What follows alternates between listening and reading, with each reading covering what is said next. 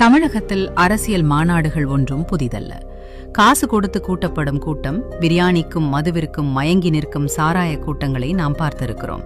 அங்கே தள்ளுமுள்ளி இருக்கும், பெண்களுக்கும் முதியவர்களுக்கும் பாதுகாப்பு இருக்காது. எப்போது என்ன நடக்குமோ என்ற அச்சம் இருக்கும். ஆனால் நேற்று திருச்சியில் நடந்த நாம் தமிழர் கட்சியின் இந்த மாற்றத்தை விரும்பும் மக்களின் மாநாடு அந்த பழைய அரசியல் கலாச்சாரத்திற்கு ஒரு முடிவுரை எழுதிவிட்டது. இந்த திடலில் நான் கண்ட மிக நெகிழ்ச்சியான காட்சி, அங்கிருந்த ஆயிரக்கணக்கான குழந்தைகள். பொதுவாக அரசியல் கூட்டங்களுக்கு குழந்தைகளை அழைத்து வர பெற்றோர் அஞ்சுவார்கள். ஆனால் மழலைகள் எவ்வித பயமுமின்றி ஒரு பூங்காவில் விளையாடுவது போல அங்கும் இங்குமாக ஓடித் திரிந்தார்கள்.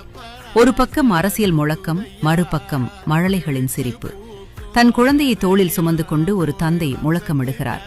தன் குழந்தைக்கு ஊட்டிவிட்டுக் கொண்டே ஒரு தாய் மேடையை கவனிக்கிறார். இது மாநாடல்ல, தமிழினத்தின் குடும்பத் திருவிழா.